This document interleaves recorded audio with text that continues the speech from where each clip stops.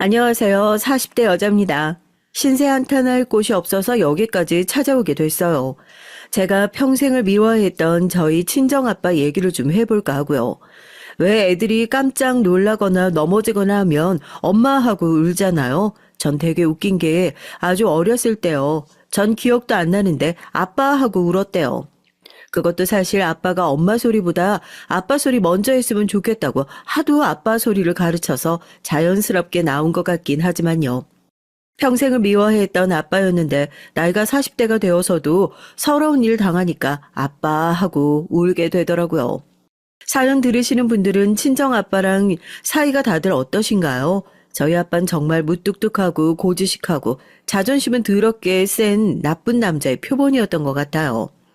오죽하면 하나밖에 없는 딸이 엄마 소리보다 아빠 소리 먼저 했으면 좋겠다고 갓난에 붙잡고 아빠부터 가르쳤을 정도로 참 앞뒤 꽉꽉 막히고 남편감으로선 정말 꽝인 사람이었습니다. 제가 유치원 초등학교 다닐 땐 친정아빠가 사우디에 가서 일을 하신다고 그래서 사실 어린 시절 아빠에 대한 기억이 그렇게 많이 남아있진 않아요. 어쩌다 한국에 들어오셔도 식탁에서 잘 지냈냐, 어쨌냐 말 한마디도 안 하실 정도로 무뚝뚝하신 분이었으니까요. 이젠 벌만큼 버셨다고 자기 사업하신다고 완전히 정리하고 한국으로 들어오실 땐 제가 중학교에 다니고 있을 때였어요. 전 사실 친정엄마에 대한 애정은 깊은데 아빠랑은 어렸을 때부터 영 떨어져 살아서 그런지 크게 정이 가는 것도 없고 오히려 집에 돌아오시고 하니까 어색하기까지 하더라고요. 반찬이 이게 뭐야? 어제랑 그게 똑같잖아. 남편이 꼬박꼬박 생활비 벌어다 주면 이런 거라도 좀 제대로 해야지. 집에서 맨날 살림하는 사람이 뭐가 바쁘다고 끼니에도 신경을 안 써? 엄마 지금 감기 때문에 아프신데도 병원도 못 가시고 집에서 밥 차리고 있어요. 반찬들 다 맛있기만 한데 그게 뭐 그렇게 대수라고 면박을 주세요?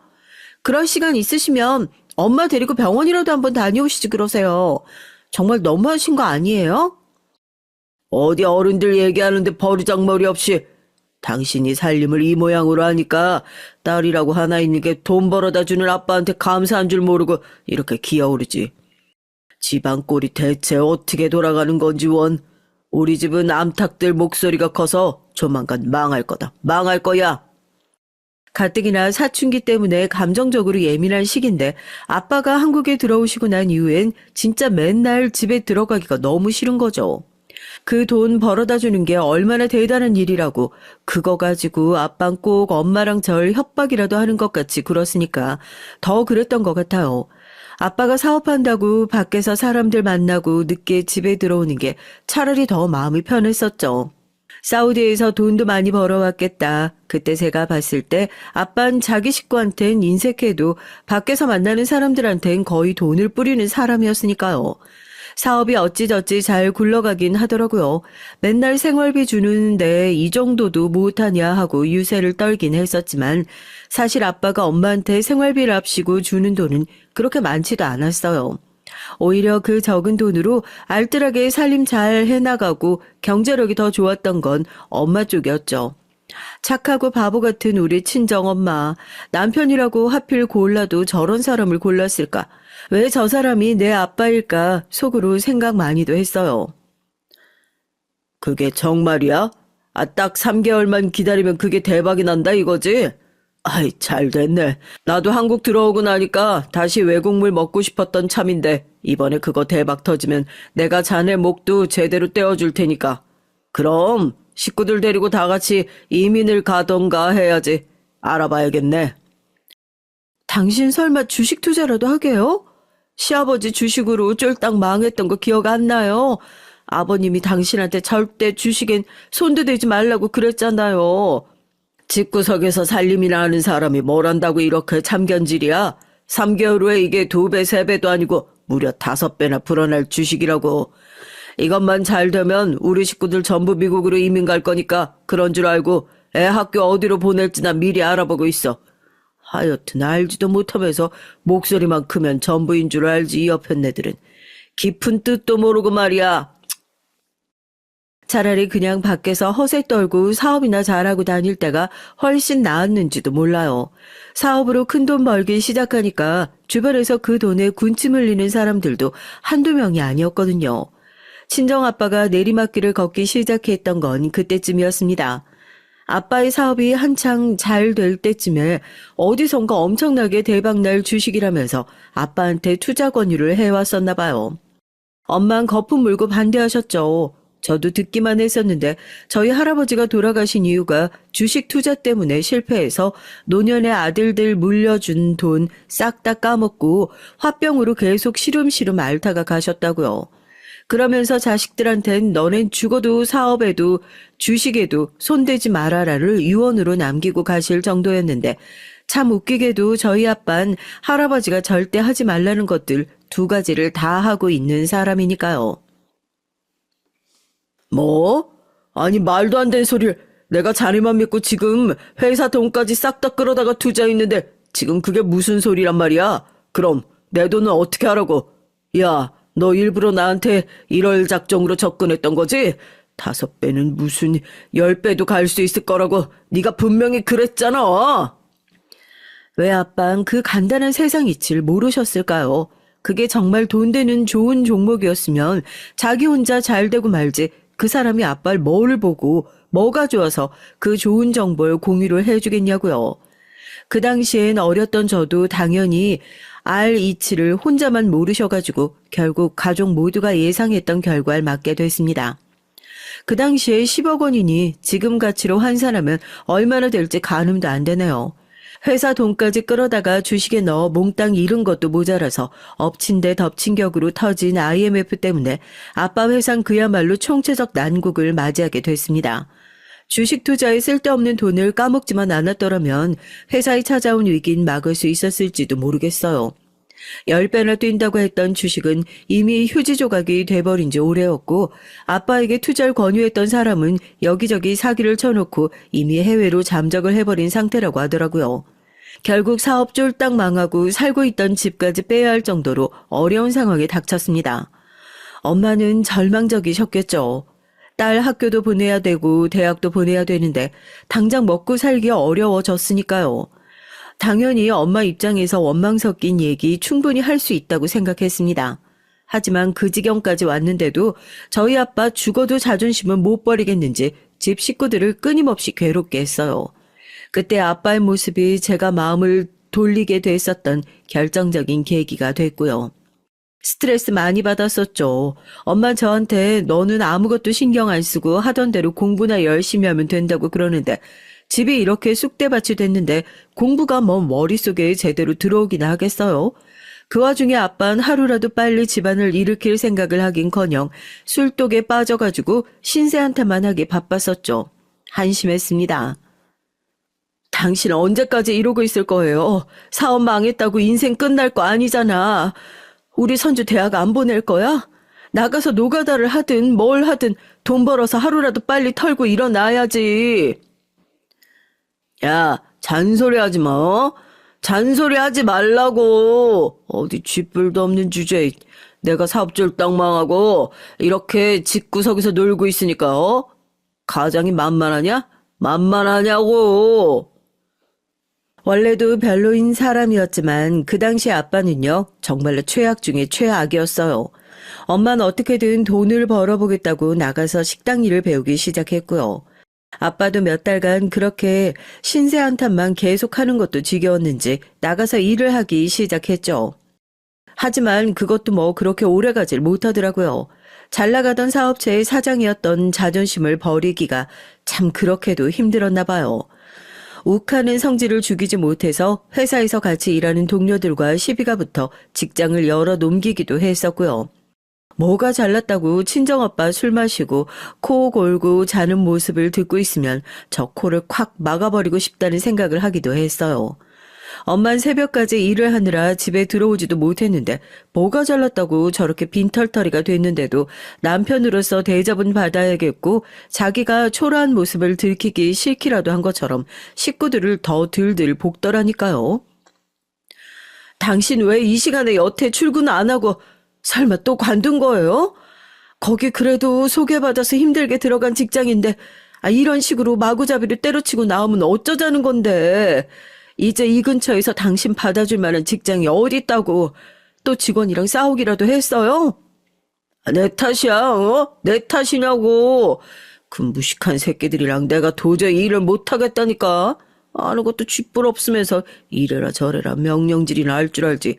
새파랗게 어린 놈들이. 학교가 끝나고 나면 집에 들어가기가 싫더라고요. 아빠 얼굴이 꼴도 보기 싫어서요. 더 싫었던 건 친정엄마였죠. 대체 저런 사람 뭐가 예쁘다고 매일같이 한숨 쉬고 신세한탄을 하면서도 밥 차려주고 해달라는 거 다 들어주고 있나. 저렇게 다 해줄 거 아니까 아빠가 엄마를 더 만만하게 생각하고 괴롭히는 게 아닌가. 전 옆에서 보면서 속이 터져 미칠 지경이었어요. 어쩌겠어요. 그게 저희 엄마 천성인걸요. 사람은 절대로 못 버리는, 한 번 정을 주면 절대 못 끊어내는 엄마 천성이요. 하지만 아빠는 시간이 지나도 전혀 나아질 기미가 보이지 않았습니다. 제가 고등학교를 졸업하고 성인이 되는데 아빠가 그러더라고요. 기집애 대학 보내서 뭐 하냐고. 등록금이나 까먹지 말고 너도 어디 공장 같은 데 들어가서 빨리 돈이나 벌라고요. 일도 안 하는 주제에 누워서 그런 소리를 하는 거 보니까 정말 치가 떨리는 겁니다. 저도 그동안 눌러왔던 말을 다 쏟아냈어요.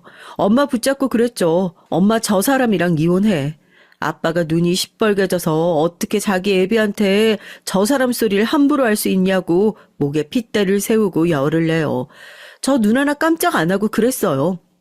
엄마, 아무리 생각해도 이건 아니야. 왜 우리가 맨날 저런 소리 들으면서 살고 있어야 돼? 엄마가 뭐가 아쉬워서, 엄마가 뭐가 모자라서. 나 이제 이렇게 맨날 참아주고 있는 엄마까지 싫어지려고 그래.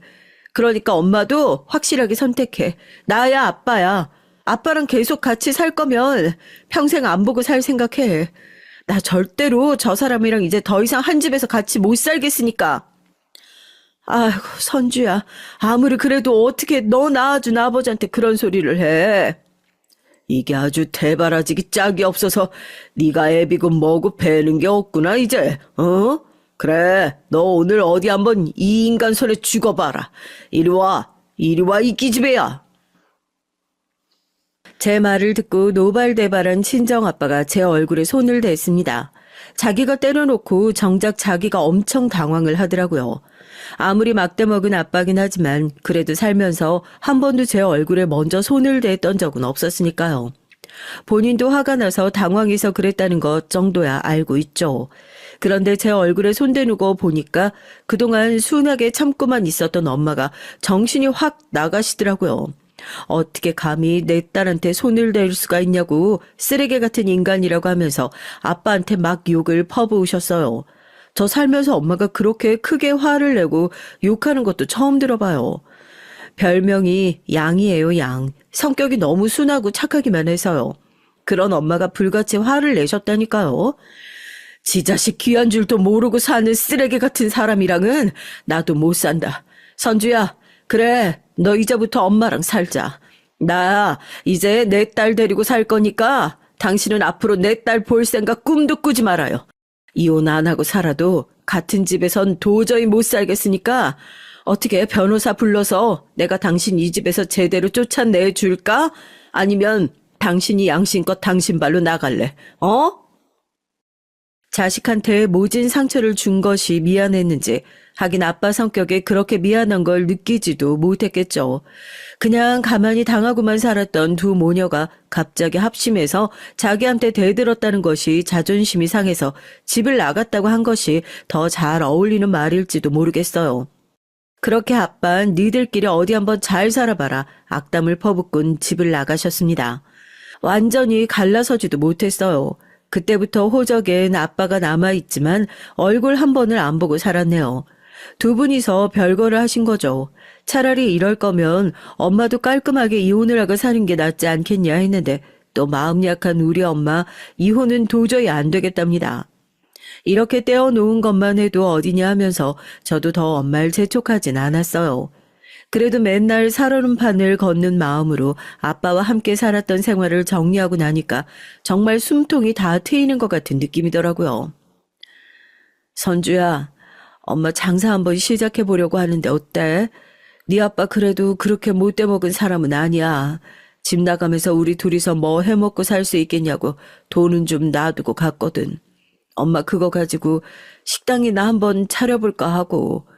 그동안 배운 것도 있고 하니까 선주 너도 그러지 말고 옆에서 엄마 일 좀 도와주면 어떨까? 뭐 이건 자기 식구들 챙기는 건지 아닌 건지 그래도 마지막까지 가장의 자존심은 세운다고 별거를 하고 나가면서 아빠가 돈은 좀 놓고 나가셨다고 하더라고요. 엄만 그동안 저 키우시면서 식당에 나가서 일을 많이 배우셨으니까 그렇게 일 배운 거 가지고 아예 조그맣게 식당을 한번 차려볼까 하면 어떨까 얘기를 했던 거고요. 평소에 엄마 음식 솜씨가 워낙 좋은 것도 알고 있고 꼭 음식 솜씨가 좋지 않더라도 성실한 엄마 성격상 뭘 해도 성공할 것 같아서 너무 좋다고 엄마가 식당 한다고 하면 내가 알바든 주방이든 할 수 있는 거 다 돕겠다고 그랬어요. 그렇게 작은 국밥집을 하나 계약을 했습니다.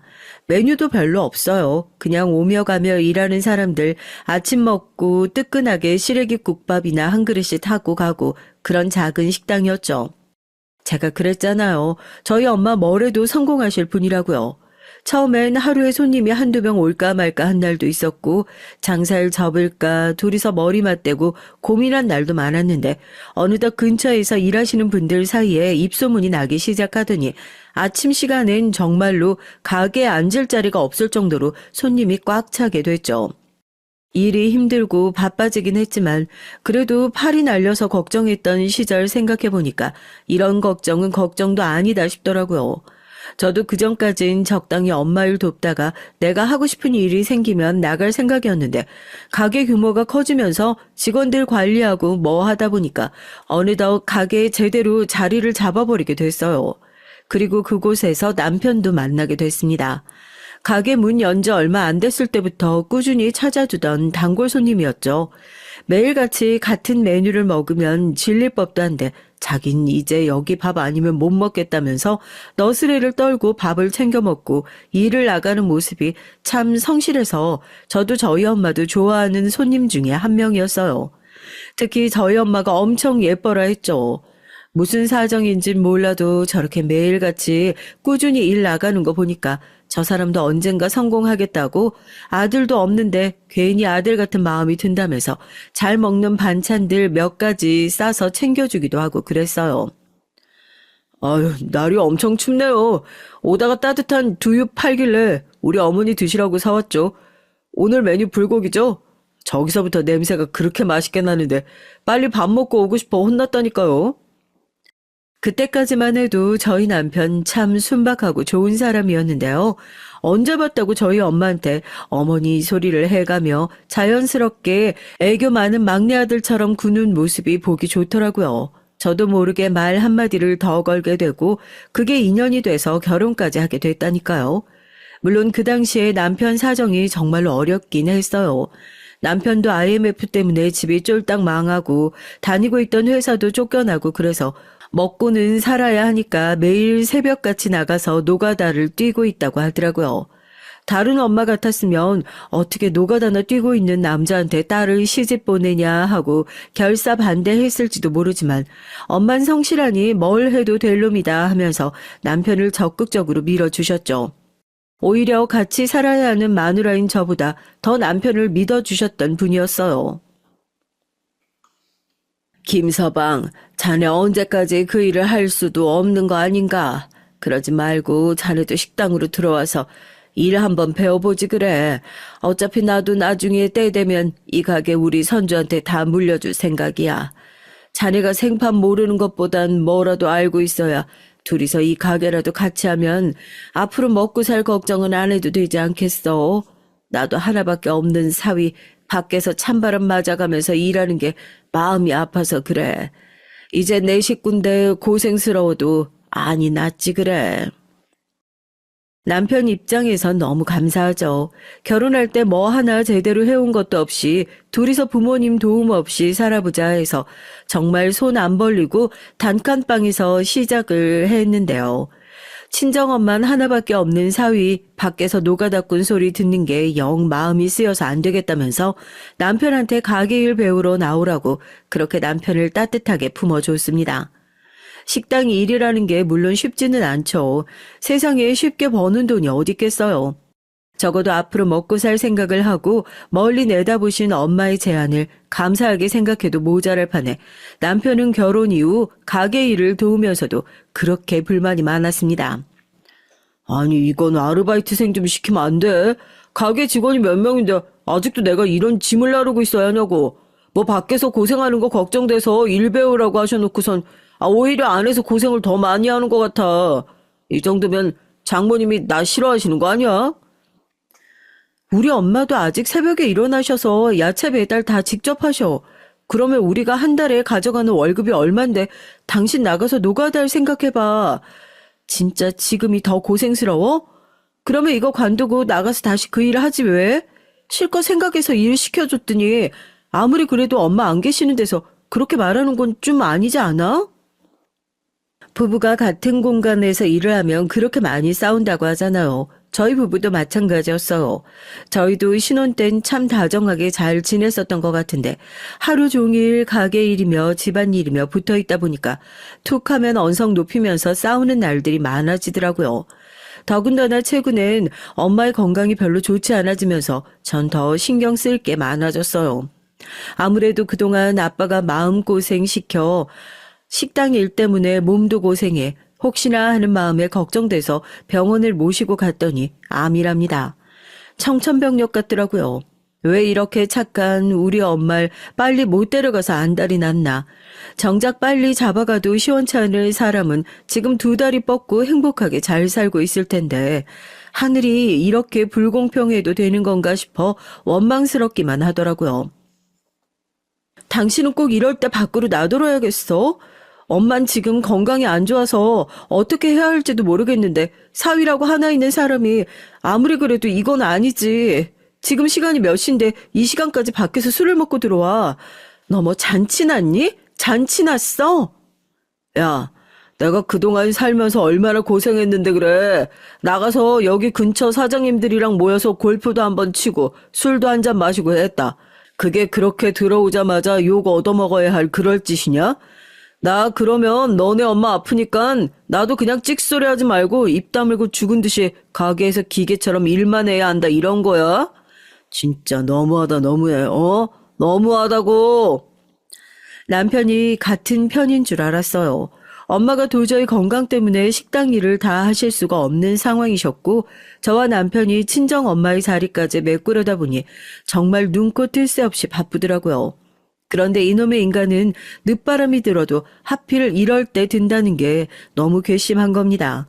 전 가게일 신경 쓰랴 엄마 병원 모시고 가랴 정신이 없는데 남편은 완전히 남의 일이에요.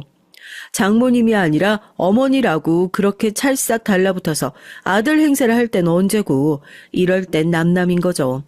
장모님이 당장 오늘 내일 하시는 것도 아닌데 자기까지 그렇게 어두침침하게 살아야 속이 시원하겠냐면서 오히려 저한테 버럭 화를 내더라고요. 날이 갈수록 엄마의 건강은 점점 안 좋아지기만 했습니다. 여보, 당신이 진짜 불편한 거 아는데 엄마 우리 집에서 좀 모시고 있으면 안 될까? 나 때문에 한평생 고생만 하셨던 분이야. 어차피 상태 더 안 좋아지면서 병원으로 모시고 갈 거니까 갈 때 가더라도 나 좀 마음 편하게 해주면 안 될까? 잠깐만이라도 좀 모시고 싶어. 엄마의 상태가 점점 안 좋아지면서 전 남편에게 엄마가 병원에 들어가시기 전 잠시 동안만이라도 모시고 살면 안 되겠냐는 제안을 했어요. 당연히 남편은 처음에 별 핑계를 다 대면서 난색을 표했죠. 부부의 독립된 공간인데 장모님도 들어오시면 불편하실 거다 어쩐다. 친정 엄마한테 이 얘기 처음 꺼냈을 때 엄마도 처음에 펄쩍 뛰면서 안 들어가신다고 그랬어요. 그래도 어쩌겠어요. 그렇게 해야 제 마음이 편해질 수 있을 것 같은데요. 순전히 다 제 욕심이었죠. 그럼 우리 엄마 딸이 멀쩡하게 살아있는데 어디 요양원이라도 보내고 도우미 보내서 돌보고 그럴까? 입장 바꿔서 당신 부모님이 아파도 당신 그렇게 할 것 같아? 아니잖아.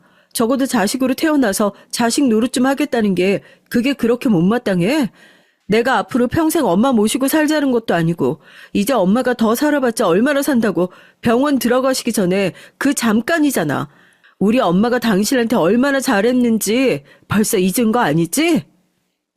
솔직히 마음 한구석으론 그런 생각도 있었어요. 노가다꾼이라 하던 남편 정말 걷어먹여 살려준 건 우리 친정엄마인데 지금도 우리 엄마가 벌어놓은 돈으로 카드며 뭐며 펑펑 쓰고 다니는 남편인데 겨우 집에 모시고 살겠다는 얘기에 이렇게 난색을 표할 만한 일인가 엄청 서운하더라고요. 엄마가 알면 더 서운해하시겠지만요. 결국 제 고집에 남편도 친정엄마도 백기를 들고 합가를 하게 됐습니다.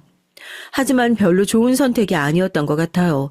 전 혹시라도 엄마가 집에 혼자 계시다가 큰일이라도 생길까봐 그래서 집안에 있는 동안엔 제가 더 챙겨드릴 수 있으니까 조금이라도 더 편하셨으면 좋겠어서 모시고 들어온 건데 결과적으로 그게 엄마한테 더 불편한 일이 되어버렸으니까요. 전 저희 엄마가 사위 눈치 그렇게 많이 보는 사람인 줄 몰랐어요. 엄마, 몸도 안 좋은 사람이 요리는 무슨 요리야. 내일 병원 가야 돼서 무리하면 안 된다니까. 엄마, 나 엄마한테 집안일 해달라고 여기 부른 거 아니야. 여기 그냥 엄마 집이다 생각하고 편하게 쉬시면 된다니깐. 이러면 엄마 내 마음이 더 불편해서 싫어. 우리가 돈이 없어 뭐가 없어. 음식이야 그냥 시켜 먹으면 되는 거고 집안일이야 그냥 도우미 아줌마 쓰면 돼. 응? 아유, 아무리 그래도 어떻게 그래. 너네 사는데 이렇게 들어온 것만 해도 엄마 너무 미안하고 염치가 없어서 뭐라도 좀 움직여야 마음이 편한 것 같고 그래. 친정엄마가 저한테 내색은 하지 않았지만 속으론 내심 본인 때문에 제 결혼이 망하기라도 할까봐 엄청나게 전전긍긍 하셨던 것 같아요. 그래서 더 저희 남편한테 잘해주지 않으셨나 싶기도 하고요.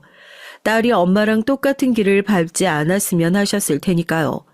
그런데 저희 남편은 그런 친정엄마의 마음을 이해하기는커녕 그 배려와 사랑에 오히려 하루가 다르게 더 기고만장해져가는 것 같았습니다.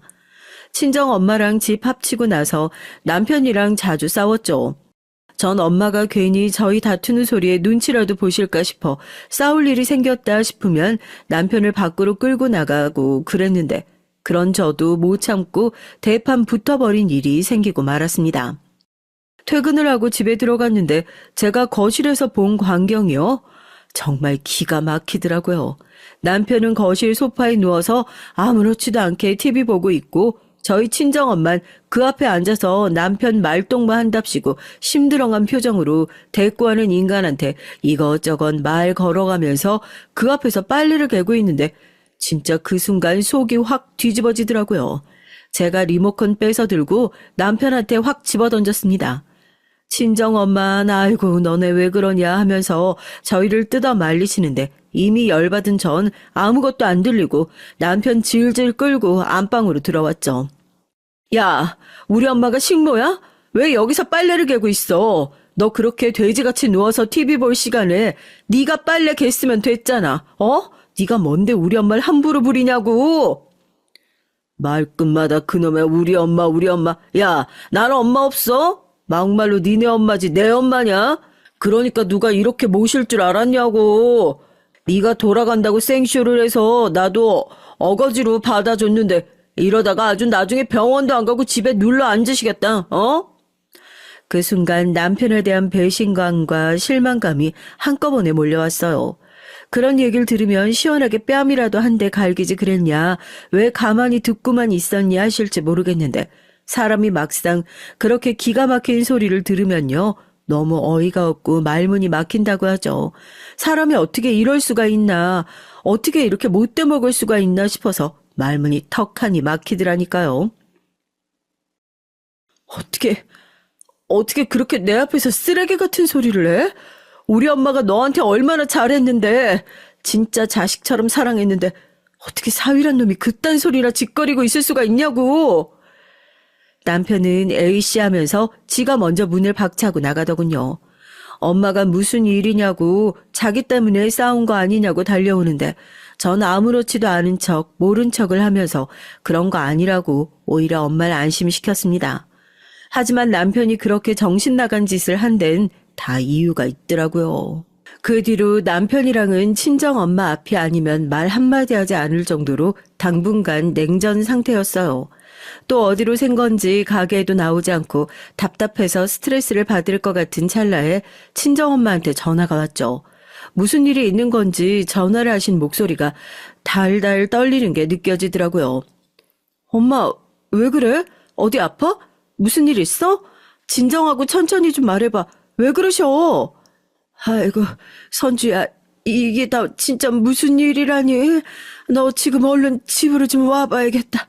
김서방이 아무래도 다른 여자를 만나고 있는 것 같아. 엄마가 방금 똑똑히 봤어. 그리고 친정엄마는 제게 믿기지 않는 소리를 하시더라고요. 처음엔 엄마가 몸이 안 좋아서 뭐가 조금 오락가락 하시나 하고 착각까지 했을 정도예요. 아무리 개차반인 남편이라지만 아무리 그래도 바람이라니요. 상상도 못했던 충격적인 소리에 엄마 뭐 잘못 본 거 아니냐고 진짜 김서방이 맞냐고 전화로 몇 번이나 되물었습니다. 엄마 반응을 보아하니 그래요. 그냥 나온 소리는 아닌 것 같더라고요. 집에 도착하니까 얼마나 우셨는지 얼굴이 난리도 아니에요. 내가 오늘 병원 가는 길에 뭘 두고 와서 집에 올라가려고 하는데 김서방 그놈이 분명히 다른 여자애랑 팔짱 끼고 아파트로 올라가잖아. 내가 정말 아직도 손이 다 떨리고 너무 화가 나서 그 두 년놈들을 당장 잡아다가 어떻게 해야 할까 하다가 아이고 이게 다 무슨 일이라니. 우선 엄마를 진정시키고 CCTV를 확인해 보니 네, 저희 남편 맞더라고요. 이걸 남편이라고 부르는 게 맞나 싶지만요. 여자랑 팔짱 끼고 저희 아파트까지 들락날락한 게 고스란히 남아있어요. 가뜩이나 컨디션도 안 좋으신 엄만 얼마나 놀라셨는지 숨을 급하게 몰아쉬시더라고요. 그리고 얼마 후 남편 놈의 새끼가 뻔뻔한 얼굴을 하고 집으로 다시 기어들어왔습니다. 그땐 친정 엄마고 뭐고 생각도 못하고 제가 냅다 달려들어서 시원하게 뺨 갈겼어요. 너 바람도 피니 그랬죠. 이제 하다 별 개쓰레기 같은 짓을 다 하는구나. 거지 새끼 주워다가 사람 만들어놨더니 어디 옛날 생각 못하고 건방지게 바람? 바람! 너 같은 인간이랑 놀아주는 그 여자애가 불쌍하다. 네가 감히 우리 엄마랑 나한테 어떻게 그런 배신을 저지를 수가 있어? 인간이야? 그러게 니네 엄마 집으로 데리고 들어오면서 적어도 나 숨통은 조이지 말았어야지. 아픈 네 엄마 데리고 들어와서 숨 막히게 한 네 탓이라고는 생각 안 해봤냐? 그래, 어차피 나도 너 같은 사람이랑 더 살고 싶은 마음도 없었고 그냥 속 시원하게 이혼하자, 어? 나도 받을 거 다 정리하고 나가서 내 인생 좀 살아보자, 어? 이혼 서류 줄 테니까 도장 좀 찍어 달라고. 아이고, 이놈아, 네가 어떻게 이럴 수가 있어? 엄마, 엄마 왜 그래? 뭐하고 멀뚱멀뚱 서 있어? 당장 앰뷸런스 안 부르고. 남편 놈 싸대기 연거푸 2번 때렸는데도 아직 덜 맞아서 정신을 못 차린 건지 잘못했던 소리는커녕 뻔뻔하게 이혼을 해달라 소리를 하더라고요. 그 얘기에 저희 엄마 혈압 올라서 뒤로 넘어가고 저도 너무 당황해서 급하게 구급차를 불러서 엄마를 병원으로 모시고 갔습니다. 안 그래도 최근에 급속도로 컨디션이 안 좋아지고 있었는데 아무래도 큰 충격을 받으시면서 쓰러지셔서 지금 당장이라도 병원에 입원을 해야 할 것 같다고요. 남편 놈이 제 앞길 참 여러모로 막네요. 너 때문이잖아. 네가 그 지랄만 안 했어도 우리 엄마 저렇게 안 쓰러지셨어. 바람핀 게 뭐가 자랑이라고 우리 엄마 앞에서 그렇게 건방지게 때를 쓸 수가 있어, 이 쓰레기야. 그러게 내가 이혼해달라고 말을 했잖아. 난 이혼하겠다니까? 너만 사인하면 된다고. 내가 미쳤냐? 누구 좋으라고 사인을 해줘. 뭐 이혼? 너 그거 나한테 돈 뜯어가려고 수작 부리는 거 내가 모를 줄 알아? 우리 엄마랑 내가 평생 피땀 흘려서 일궈온 식당 날로 먹고 거기서 그 상간녀 기집애랑 놀아날 생각이지? 우리 엄마 살아계시는 한 그런 일 절대 없어. 이혼 서류에 도장 찍을 일 없으니까 거기 가서 그년이랑 붙어먹든 뭘 하든 네 맘대로 해. 꺼지라고. 남편의 노림수가 빤히 들여다 보이더라고요. 재산 분할이요. 엄마 돌아가시고 나면 가게들 제 명의로 올 게 뻔하니까 이미 아파서 저한테 명의를 옮겨주셨을 거다 확신을 하고 있는 것 같더라고요. 그 돈으로 상간녀랑 새 살림 차려보려고 저한테 이혼을 계속 조르는 모양인데 어림도 없죠. 눈 하나 깜짝하지 않고 그날 이후로 남편이 사용하고 있는 카드 전부 정지했습니다. 사람이요, 참 염치라는 것이 있고 양심이라는 게 있잖아요. 저희 남편은 그 두 가지 모두를 어디 엿이라도 바꿔 먹은 것 같더라고요. 카드 끊기자마자 단박에 전화 오고 제가 전화 안 받으니까 또 쏜살같이 병원으로 쫓아와가지고 깽판을 놓는데 정말 엄마 아파 저렇게 누워 계시는 것만 아니면 당장이라도 이혼 서류에 도장 찍고 싶단 마음이 굴뚝 같았어요. 하지만 지금 당장 변호사를 선임하고 이혼을 준비하기에 엄마 상태가 너무 안 좋아져서요.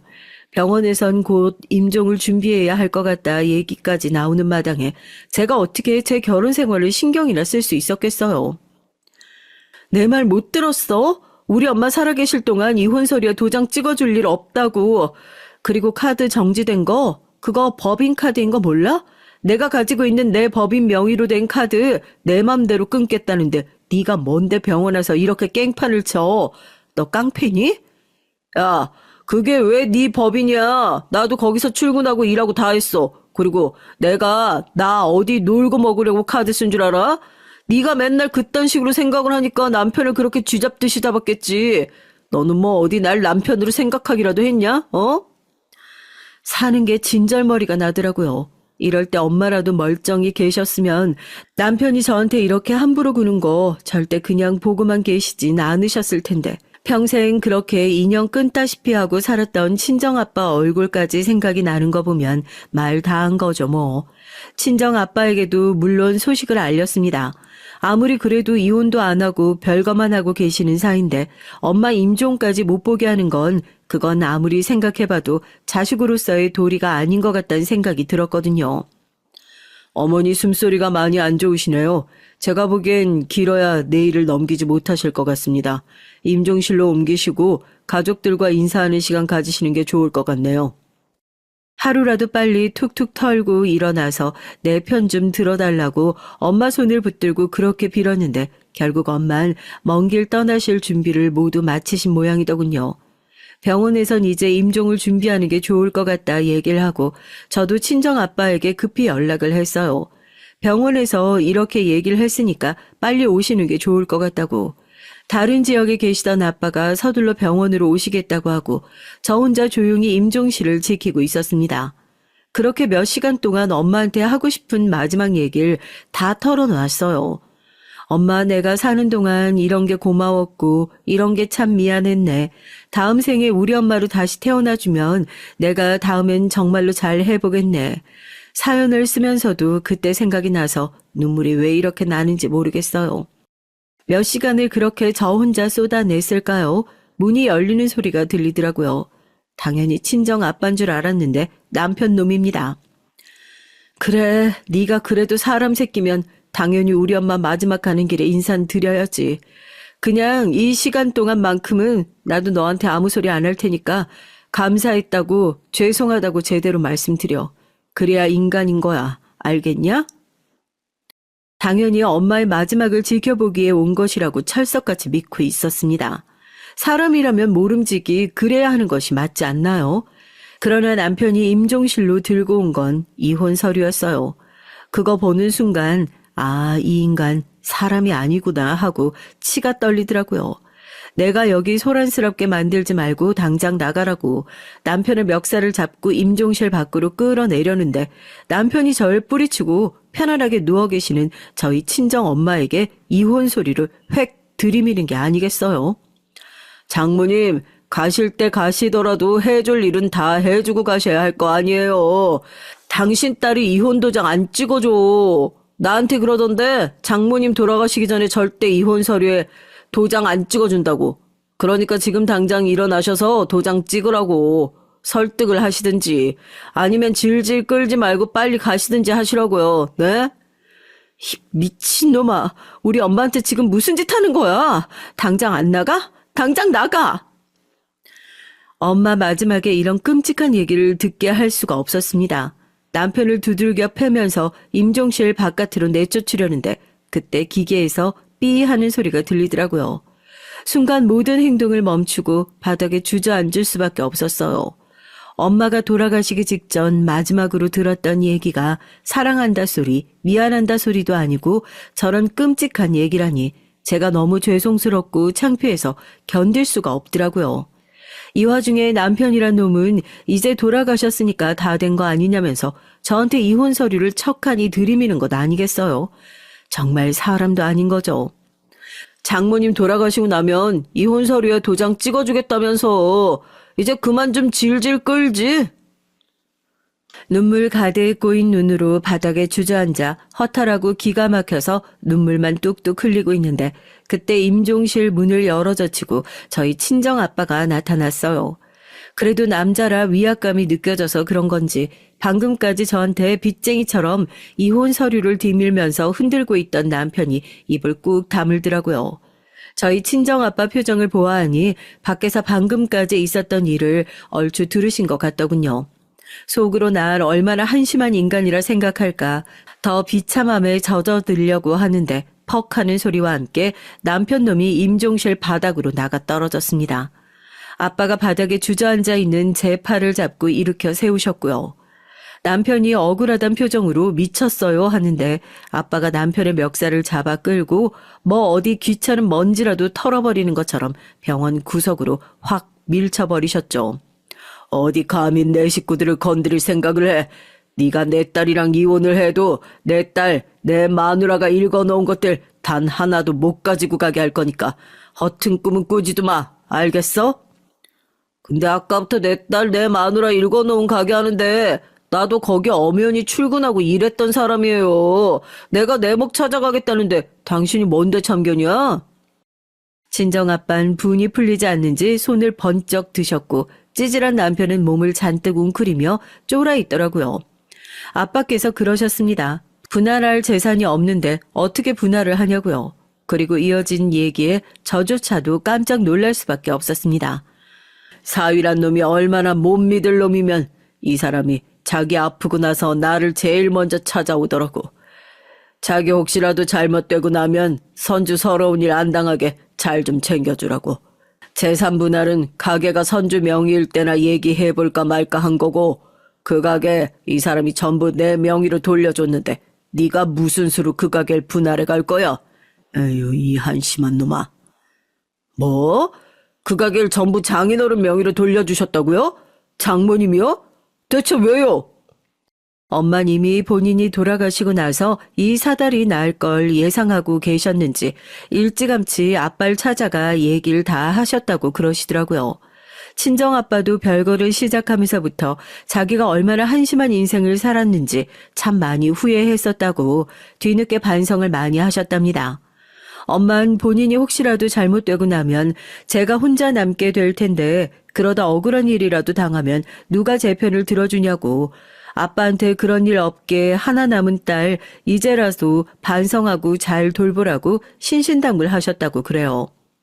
아빠는 엄마가 미리 주신 가게를 저한테 다시 물려주실 생각이었는데 병원에 왔다가 우연히 제 남편 하는 꼴을 보고 열이 확 받으신 거죠. 가뜩이나 자존심 빼면 시체이신 분인데 자기 딸이 자기한테 당하는 한이 있어도 남한테 당하는 꼴 보고 안 열받겠어요. 엄마 장례식은 내가 알아서 다 준비할 테니까 선주 너는 오늘부터 아빠가 소개해준 변호사부터 만나서 상담 받아. 어디 바람을 펴놓고 재산 분할 받을 궁리하고 있어. 이 자료는 네 쪽에서 준비해야 할 거다. 그 상간녀도 마찬가지고 두둑하게 준비해놔야 할 거야. 사업은 망했어도 사람은 남거든. 너 하나 쥐도 새도 모르게 묻어버릴 변호사들 차고 넘쳐. 아이, 장인어른 일단 진정하시고 제 말씀 먼저 들어주세요. 제가 진짜 잠깐 정신이 어떻게 됐던 모양입니다. 제가 선주씨 아니면 누가 있겠어요. 그냥 요즘에 일이 너무 힘들고 아픈 장모님 집에서 모시고 살다 보니까 저도 많이 예민해져서 그랬었던 건데 부부 사이에 이런 부부끼리 잘 풀면 되는 거 아니겠어요? 선주야, 너도 일단 진정을 하고. 진정? 진정은 앞으로 너랑 네 상간녀가 해야 할 것 같은데 앞으로 소송이며 위자료 청구며 엄청나게 들어올 텐데 니들 콩할 만한 간으로 그거 버틸 수 있겠니? 어디 둘이서 그 끈끈한 사랑으로 잘 버텨봐. 얼마나 갈진 모르겠지만. 그제야 자기가 완전히 망했다는 걸 깨달은 남편은 아빠와 제 앞에 무릎을 꿇고 싹싹 빌기 시작했어요. 앞뒤 분간 못하고 달려들 땐 언제고 이제 와서 국물도 안 남을 것 같으니까 무조건 잘못했다고 싹싹 빌고 있는 모습이 얼마나 우습던지요. 한때나마 이런 남자를 남편이라고 믿고 살고 사랑했던 제 자신까지 초라하게 느껴지는 것만 같았습니다. 아버지, 나 아버지 원망 많이 했어요. 지금도 사실 완전히 다 용서한 거 아니에요. 엄마랑 나한테 했었던 행동들 어떤 식으로든 용서받지 못할 거예요. 그거랑 별개로 이번 일은 도와주셔서 정말 감사해요. 아버지 아니었으면 내가 무슨 정신으로 버텼을까 싶네. 나도 양심이라는 게 있지. 너한테 어떻게 감히 용서해달란 소리를 할 수 있겠어. 나도 참 시간 지나고 나서 생각해보니까 그때 내가 얼마나 바보 같고 쥐뿔 가진 것도 없으면서 왜 그렇게 자존심만 챙기려고 애를 썼는지. 너희 엄마가 고생 참 많이 했지. 내가 죽어도 그 죗값은 다 못 치르지 않나 싶다. 살아있는 동안이라도 이제 네 애비 노릇이라도 제대로 하면서 살아볼라 하니까 그 정도는 용서해주고 봐줄 수 있겠니? 그럴게요. 그럴게요, 아빠. 쓰레기 같은 남편 덕을 본 게 딱 하나 있네요. 평생 화해하지 못할 것 같았던 아빠와 사이가 다시 조금씩 가까워지게 된 거요. 그래도 아빠란 게 얼마나 든든한 존재인지 다시 한번 깨달을 수 있게 됐네요. 오랫동안 엉켜있던 마음의 실타래를 푸는 일이 쉽진 않겠지만 저 그래도 아빠랑 다시 한번 잘 해보려고요. 안녕하세요. 전 40대 초반 남자입니다. 전 결혼한 지 이제 3년 된 유부남이에요. 저와 아내 사이엔 이제 돌도 안 된 아들이 하나 있습니다. 사실 전 아이를 낳고 싶지 않았어요. 아내와 결혼하긴 했지만 아내와 결혼해 사는 2년 동안 과연 우리가 아이를 낳고도 잘 살 수 있을까 걱정됐거든요. 아내와 전 하나부터 열까지 맞는 게 한 개도 없었습니다. 입맛, 취미, 취향 등 어느 것 하나 비슷한 게 없더라고요. 사실 저와 아내는 연애로 만난 건 아니고 소개로 만났어요. 제가 전 여자친구와 헤어진 지 얼마 되지 않아 이별의 아픔에 잠겨 있었는데 대기업에 다니는 사촌형이 본인 직장 동료라면서 소개를 했죠. 얼굴도 예쁜데 집안도 좋고 성격도 시원시원하다고요. 전 여자친구와 헤어진 지 얼마 되지 않아서 사실 전 여자를 만날 생각이 전혀 없었는데 아버지의 성화에 어쩔 수 없이 소개를 받았습니다. 사촌형 회사면 대기업인데 왜 대기업 다니는 여자를 마다하냐고 하셔서요. 요즘 세상에 대기업 다니는 여자라고 하면 두 팔 벌려 환영을 해야지. 네가 뭔데 싫다고 튕기냐 튕기기를. 아버지 때문에 여자친구랑 헤어진 지 얼마 되지도 않았는데 갑자기 무슨 소개팅이에요. 소개팅 얘기가 처음 나왔을 때 전 다른 사람도 아니고 아버지께서 저에게 소개팅하라고 강요한다는 게 이해가 되질 않았어요. 제가 전 여자친구와 헤어진 건 아버지 때문이었거든요. 아버지께선 전 여자친구를 반대하시는 바람에 3년이나 만난 여자친구랑 헤어졌어요. 아버지께서 그 여자랑 안 헤어지면 저와 인연을 끊겠다고까지 하셨거든요. 남들이 들으면 아버지가 헤어지란다고 다 큰 성인이 여자친구랑 헤어지냐고 하겠지만 저에겐 그럴 만한 사정이 있었습니다. 제가 학창시절 사고를 좀 많이 치고 다녔거든요. 흔히 말하는 날라리였죠. 중고등학교 땐 담배 피우다 선생님께 걸려서 아버지께서 학교에 불려오시기도 하고 고등학교 땐 애들이랑 싸우고 다녀서 정화까지 맞을 뻔한 적도 있어요. 그럴 때마다 아버지께서 학교에 불려와서 선생님과 상대방 학생 부모님에게 허리 숙여 사과도 하고 그랬어요. 사춘기 시절에 아버지 마음고생을 많이 시킨 전 고3이 돼서야 정신을 차렸습니다. 제가 학창시절 그토록 반항했던 이유는 바로 부모님 때문이었어요. 중학교에 들어가기 직전 어머니와 아버지께서 이혼을 하셨거든요. 그런데 아버지는 저에게 어머니와 이혼한 이유조차 설명해 주지 않으시고 어머니를 집에서 내쫓으셨습니다. 전 엄마가 그리울 때마다 아버지를 원망했어요. 그 일로 아버지와의 사이가 벌어져 중고등학교 시절 내내 아버지께 반항을 했습니다. 그런데 고3 여름방학 때 아버지께서 장기간 출장을 가시면서 절 근처에 사시던 할머니와 고모에게 부탁을 하셨어요. 밥이라도 좀 챙겨주라고요. 전 고모고 할머니고 다 귀찮아서 집에서 일절 밥을 먹지 않았습니다. 그냥 밤 늦게까지 밖에서 놀다가 밥은 대충 때우고 집에 들어갔죠. 그런데 우리 집에 반찬을 주러 오셨던 할머니와 고모와 주방에서 딱 마주쳤어요. 고모는 절 보자마자 지금이 몇 시인데 학생이 이제 집에 들어오냐고 화를 내셨고요. 전 듣기 싫어서 고모를 무시하고 집 안으로 들어가려고 했는데 할머니께서 제 손을 잡으시며 손에 꼬깃꼬깃한 10,000원짜리를 쥐어주었습니다. 전 귀찮아서 됐다고 돈을 바닥에 던졌죠. 그러자 화가 난 고모가 제 뒷덜미를 잡았어요. 그러더니 저에게 버럭 화를 냈습니다. 이 싸가지 없는 자식아, 할머니가 주는 돈은 누가 바닥에 던져? 넌 도대체 언제 철들래? 네 아버지 혼자 너 키우느라고 저렇게 매일 고생하고 다니는데 넌 아버지가 불쌍하지도 않니? 아버지께선 평생 조경일만 하셨어요. 일이 많을 땐 섬에 몇 달씩 들어가서 일을 하다가 오기도 하셨죠. 그런데 일이 얼마나 힘든지 몇 달 만에 집에 돌아오시면 살이 3, 4kg씩 빠져있곤 했습니다. 고모가 아버지 걱정을 하는 거야 이해가 됐지만 전 한창 아버지를 원망하고 있을 때라 그런 소리 다 듣고 싶지가 않았어요. 그러게 누가 혼자 키우라고 그랬나? 나 키우는 거 힘들면 그냥 엄마한테 보내라고 그래요. 나도 엄마랑 사는 게 더 좋으니까. 그 순간 놀라운 일이 벌어졌어요. 할머니께서 갑자기 눈물을 쏟으며 흐느끼셨습니다.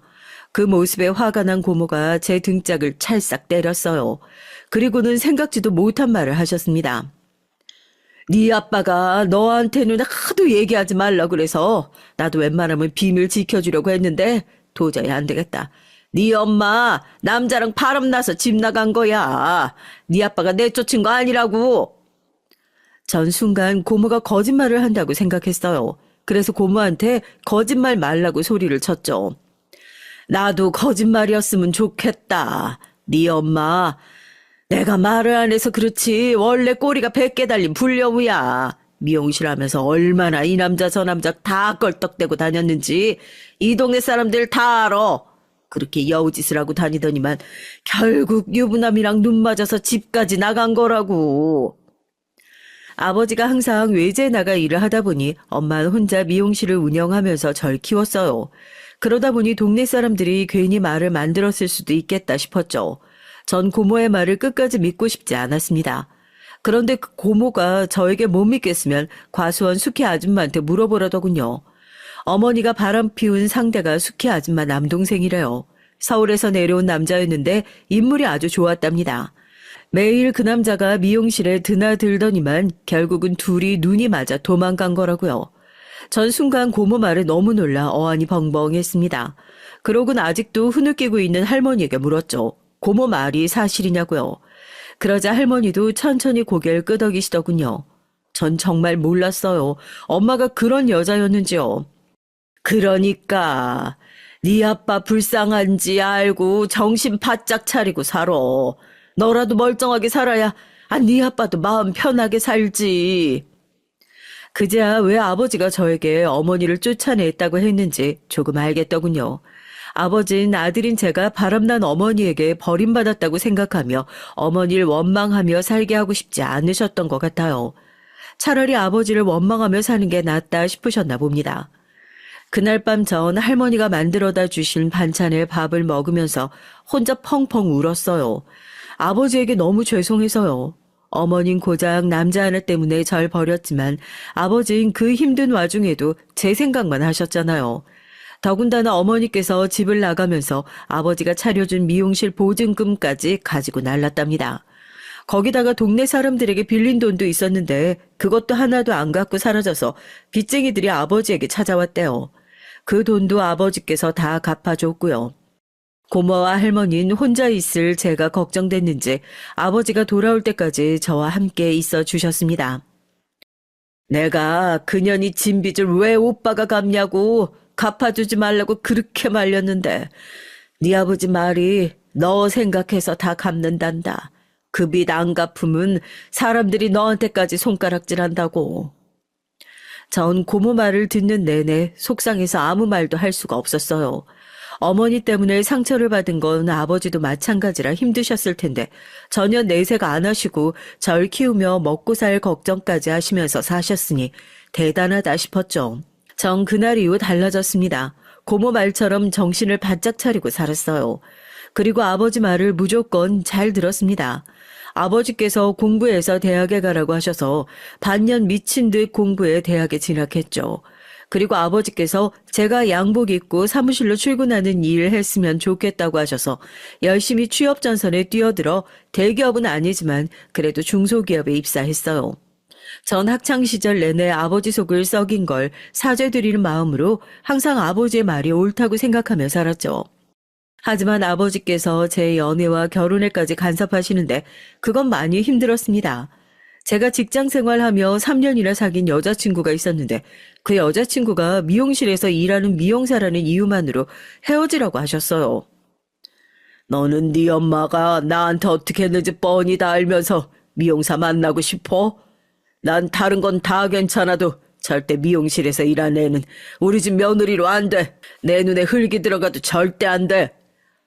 아빠, 그런 억지가 어딨어요. 수진이는 엄마랑 달라요. 우리 수진이가 얼마나 착하고 마음씨가 고운데 제발 한 번만 우리 수진이 만나보고 허락을 하든 안 하든 하세요. 제가 억지로라도 여자친구를 보여주고 싶어서 집에도 몇 번 데리고 갔는데 아버지는 여자친구를 쳐다보지도 않았어요. 여자친구가 아버지와 가까워지고 싶어서 선물도 사서 집에 놀러 오고 맛있는 음식을 만들어 오기도 했는데 아버진 끝까지 저와의 교제를 허락하지 않았습니다. 아버지는 제 여자친구의 모든 게 마음에 안 든답니다. 제 여자친구가 한부모 가정에서 자란 것도 싫고 예쁘고 싹싹한 것까지 다 싫대요.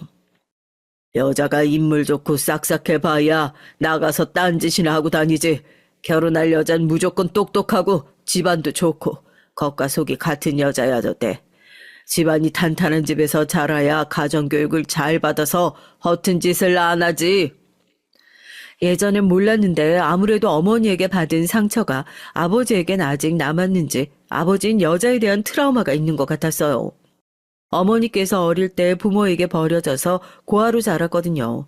아버진 툭하면 어머니가 부모 없이 자라서 가정교육을 제대로 못 받아 그렇게 지조 없이 산 거라고 했습니다. 그리고 아버지께서 저에게 귀에 못이 박히게 하신 말씀이 있었어요. 남자가 여자에게 당하지 않으려면 마음에 현혹되면 안 되고 똑똑하고 집안 좋은 여자를 만나야 한다고요. 전 결국 3년이나 만난 여자친구와 헤어져야 했습니다. 전 결혼하지 못하더라도 여자친구와 헤어지고 싶진 않았지만 더 만남을 이어갈 수가 없었어요. 전 아버지 모르게도 여자친구를 더 만나고 싶다고 했지만 여자친구가 더는 저와 못 만나겠다고 했습니다. 나도 우리 엄마한테 귀한 자식인데 아버님께서 자꾸 한부모 가정이라고 나더러 가정교육 못 받았다고 하시는 것도 서럽고 내 직업이 미용사라고 마음에 안 드신다고 하는 것도 너무 힘들어. 나도 자존심이라게 있는데 더는 자기랑 못 만나겠어. 아마 제가 여자친구라도 저 같은 남자랑은 헤어지자고 했을 거예요. 제가 대단히 잘났거나 우리 집안이 대단하지도 않은데 말도 안 되는 소리를 하면서 교제 자체를 반대하니 자존심이 상하는 게 당연했죠. 할 수 없이 전 여자친구를 보내줘야 했습니다. 아버진 저와 여자친구를 헤어지게 한 장본인이시면서 저에게 소개팅하라고 강요하신 거예요. 대기업 다니는 사촌 형이 소개했으면 무조건 믿을 만한 사람이라고 잘 해보라고 하셨고요. 그런데 저도 저인 게 속으로는 분명 소개팅이 내키지 않으면서도 아버지가 시키니 도저히 끝까지 거절할 수가 없었습니다. 전 지금까지도 믿기지 않지만 그 당시에 사촌 형이 소개한 여자와 소개팅도 하고 결혼까지 했어요. 결혼이라는 게 참 이상하더군요. 양가에서 정신없이 몰아붙이니까 어느새 전 결혼식장에 들어가고 있었습니다. 아는 사촌 형 말대로 얼굴도 예쁘고 능력 있고 성격도 시원시원했어요.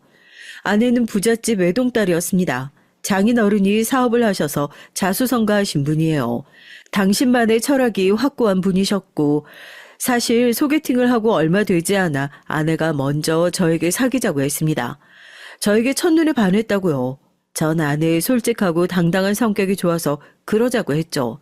그런데 아내는 사귀자마자 곧바로 자기 부모님께 절 소개했어요. 장인 장모님을 처음 만났을 때 사실 좀 당황했습니다. 장인 장모께서 제가 마음에 들지 않는다는 티를 팍팍 내셨거든요. 사실 그럴 만도 했죠. 아내는 어릴 때부터 경제적으로 유복하게 자랐고 직장도 대기업에 다니고 있었으니까요. 반면 전 집안도 보통에다가 대학도 전문대고 직장도 아내보다 작은 회사에 다니고 있었으니 내세울 만한 게 없긴 했어요. 사실 자네 조건만 들었을 땐 영 마음에 안 들어서 소개 안 받는다고 그랬네. 근데 어쩌겠나. 하나뿐인 내 딸이 자네 아니면 결혼을 안 한다는데. 아무리 촌 출신이라고 그래도 그렇지. 이왕 서울에 올라오는 거 공부 좀 더 해서 4년제라도 나왔으면 좀 좋아. 그래야 너희 아빠 회사에라도 낙하산으로 넣어주지. 전 마치 드라마 속에 들어와 있는 것 같았습니다. 재벌집 사위 면접이라도 보는 줄 알았어요. 그리고 그 순간 전 여자친구의 마음이 단번에 이해가 됐습니다. 전 여자친구가 우리 아버지를 만날 때마다 얼마나 힘들었을지를 생각하니 다시 또 미안하고 마음이 좋지 않았어요. 제가 많이 부족하지만 그래도 조금만 너그러운 마음으로 지켜봐 주시면 앞으로 더 믿음직한 모습 보여드리겠습니다. 전 애써 좋은 말로 포장해서 제 자존심을 지켰습니다. 그리고 바로 반년 뒤에 결혼했어요. 이런 말 하면 아내는 당연히 서운해하겠지만 당시에 전 아내가 아니었어도 결혼했을 거예요. 이미 제가 좋아하던 여자친구와 헤어진 상태였으니 누구라도 상관이 없었죠. 더군다나 아버진 나이가 찼으니 좋은 여자 있을 때 빨리 결혼하라고 하셨거든요. 전 어쩌면 차라리 잘 됐을지도 모르겠다 생각했어요. 아버지께서 마음에 들어하는 여자와 결혼해 살면 평생 아버지와 싸울 일은 없겠다 싶었거든요. 그런데 살다 보니 제가 얼마나 바보 같은 결정을 한 건지 뼈저리게 느꼈습니다. 조건이 좋고 타이밍이 맞다고 해서 결혼 생활이 행복한 건 아니더라고요. 아내와 결혼한 이후 제 인생은 180도로 달라졌어요. 아내는 제 모든 게 좋다며 결혼하자고 조르더니 막상 결혼하고 나선 절 둘러싼 모든 걸 다 싫어하기 시작했어요. 한 번은 이런 적이 있었습니다. 제가 회사에 일이 많아서 야근을 자주 했거든요.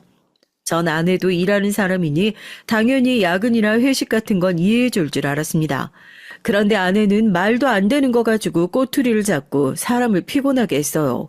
거기다가 제가 본인이 다니는 회사보다 작은 회사에 다닌다고 대놓고 무시를 했고요. 코딱지만한 회사가 월급도 쥐꼬리만큼 주면서 사람을 왜 그렇게 부려먹는 건데?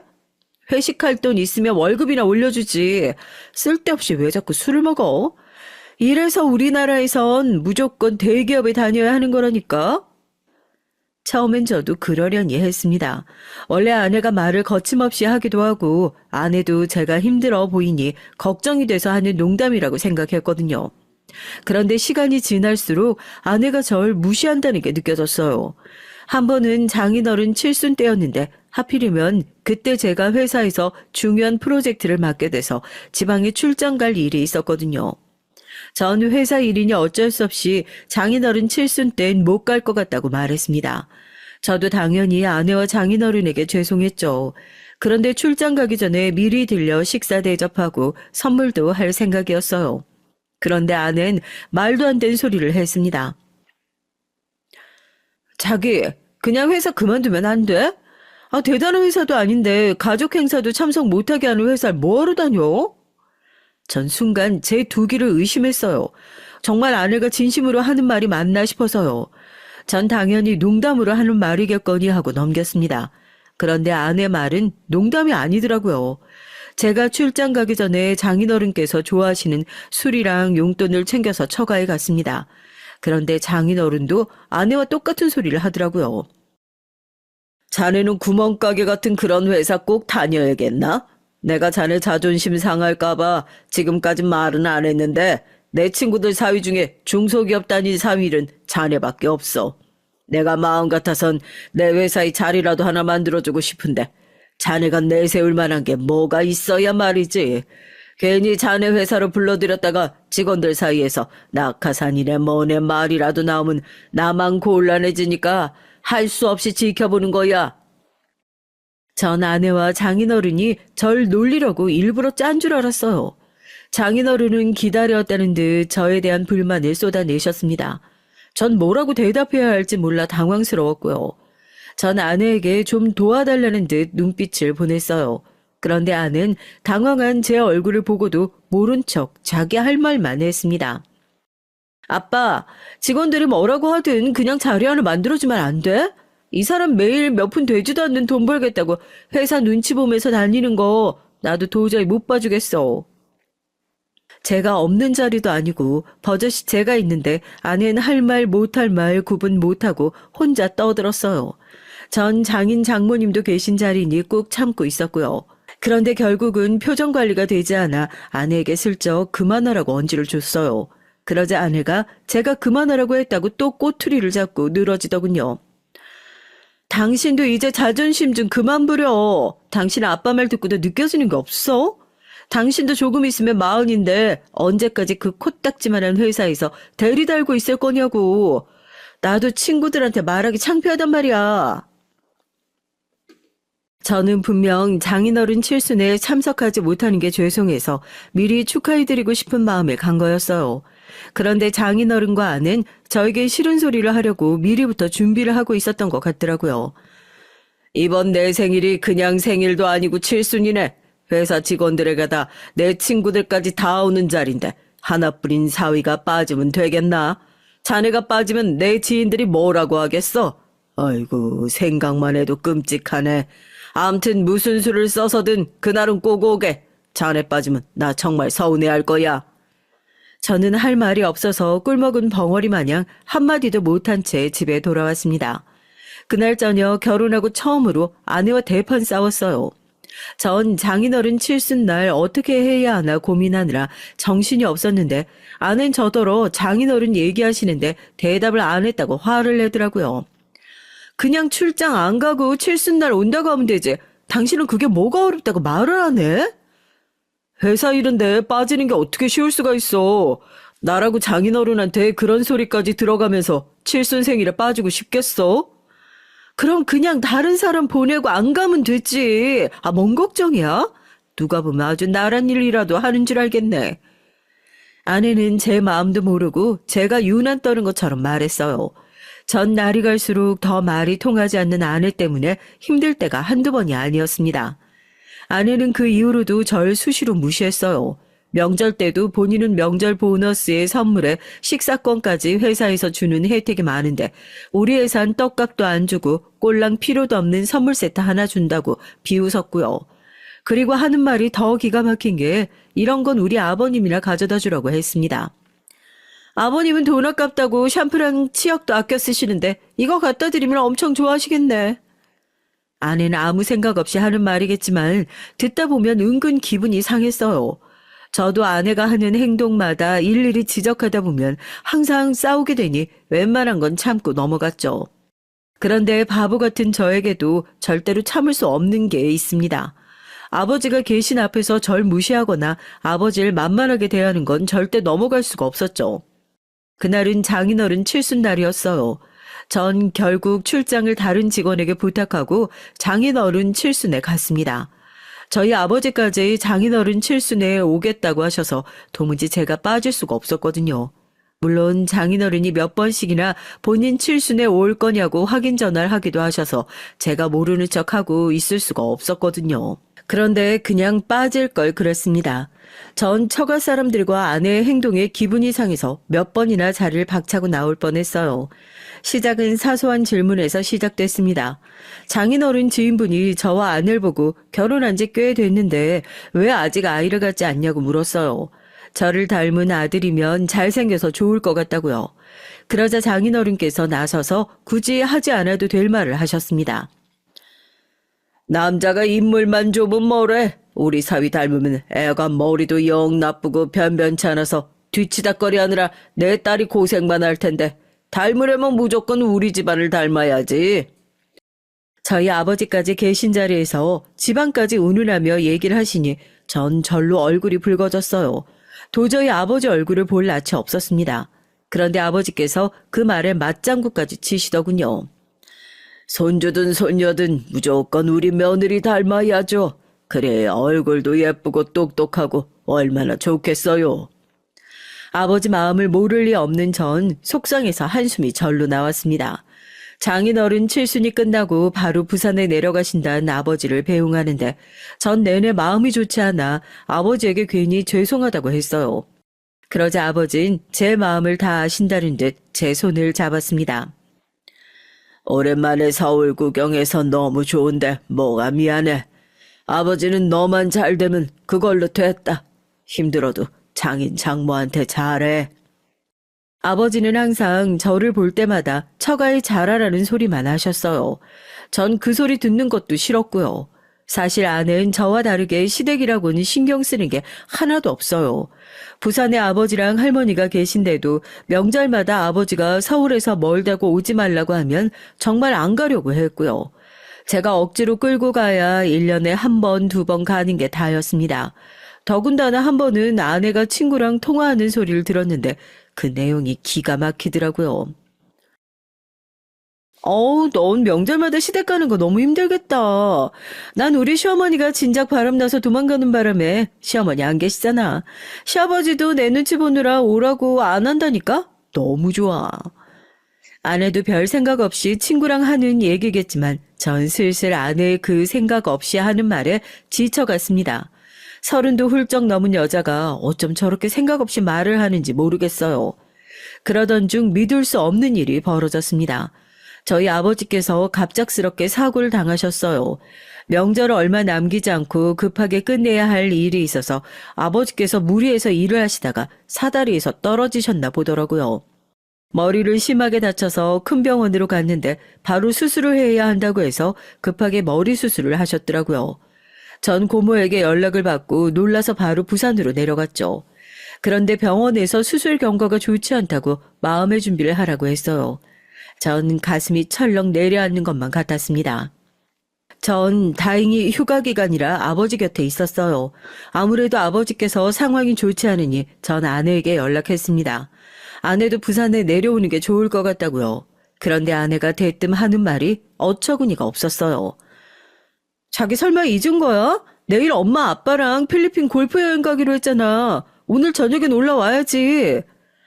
아내는 이 정도로 말귀를 못 알아듣는데 도무지 어떻게 대기업에 들어간 건지 모르겠어요. 우리 아버지 돌아가시게 생겼다는데 지금 여행이 문제야? 원래 병원에선 다 그렇게 말해. 수술 끝나고 병원에 계시는데 뭐가 걱정이야? 순간 전 혹시 아내가 사이코패스가 아닐까 진지하게 고민했습니다. 그러지 않고서야 이럴 수가 없어요. 전 아내와 더는 대화하고 싶지 않아서 휴가 동안 병원에 있을 거니까 그렇게 여행 가고 싶으면 너나 가라고 했습니다. 아내는 다음날 장인 장모님과 필리핀으로 골프 여행을 떠났어요. 그리고 3일 후 아버지께서 돌아가셨습니다. 전 고모와 할머니와 함께 임종을 지키고 장례 절차를 밟았어요.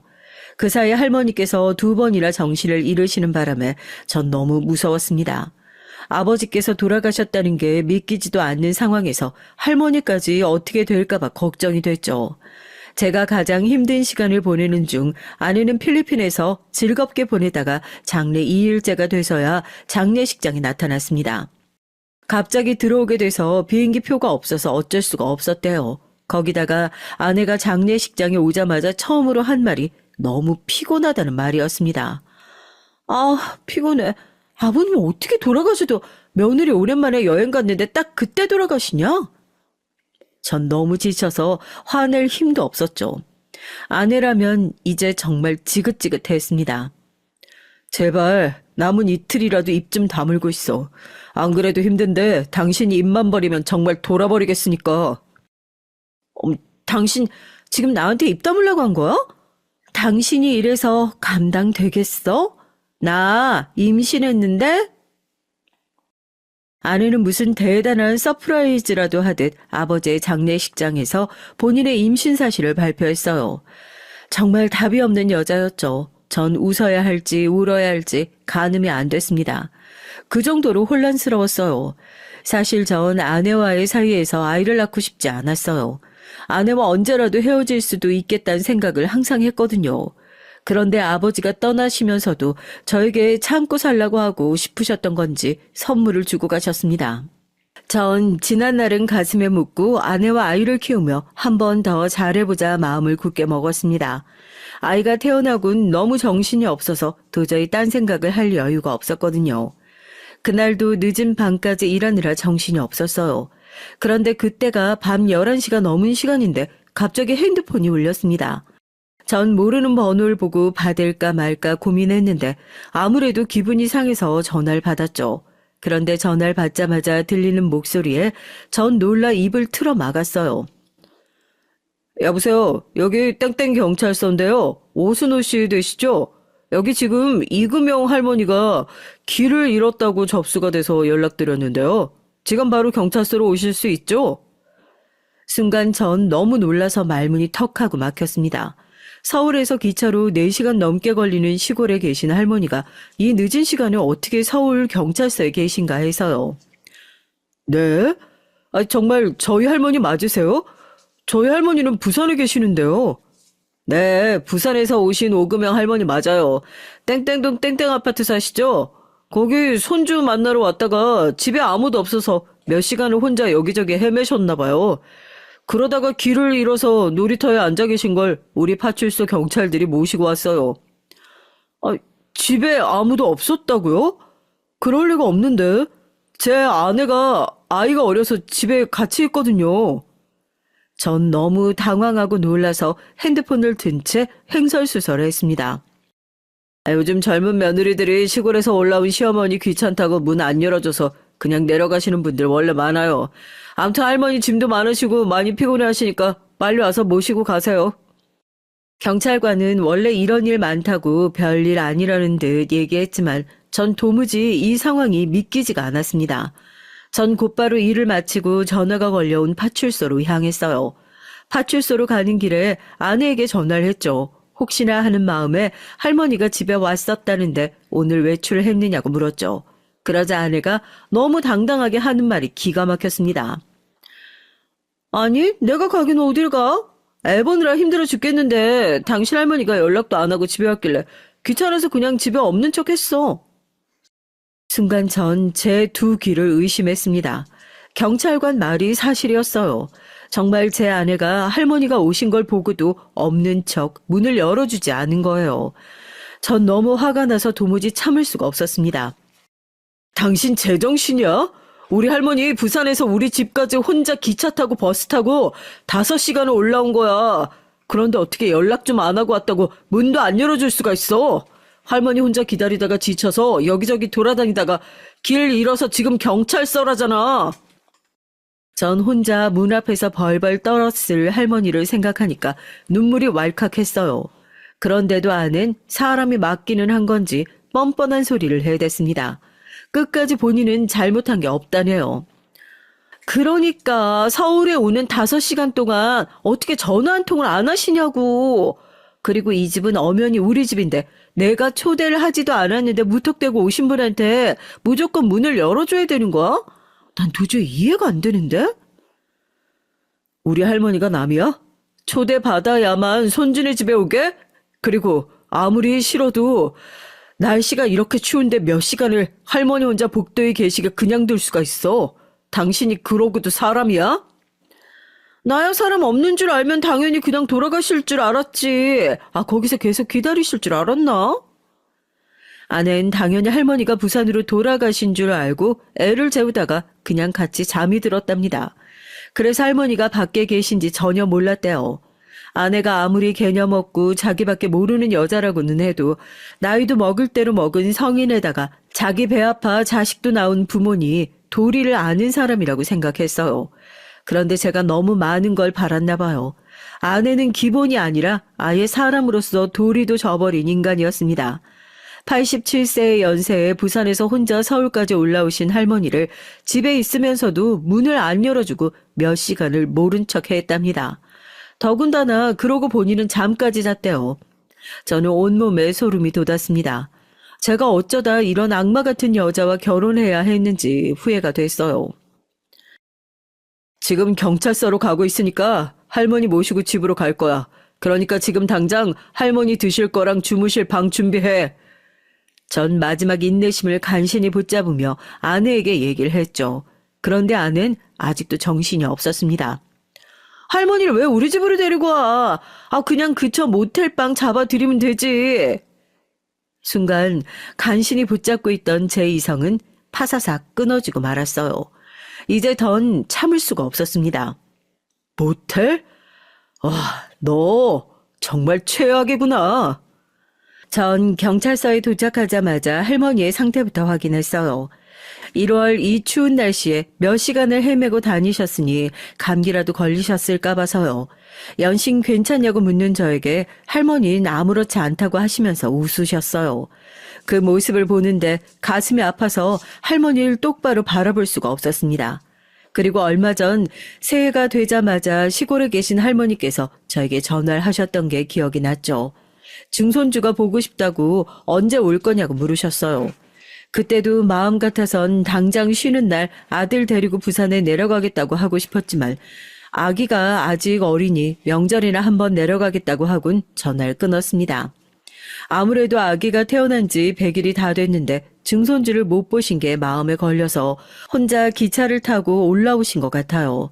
사실 그날도 진작 서울에 온다고 저에게 말씀하셨으면 제가 기차역으로 모시러 갔을 텐데 할머니께선 제가 신경 쓰는 게 싫으셨는지 연락도 안 하고 오신 것 같아요.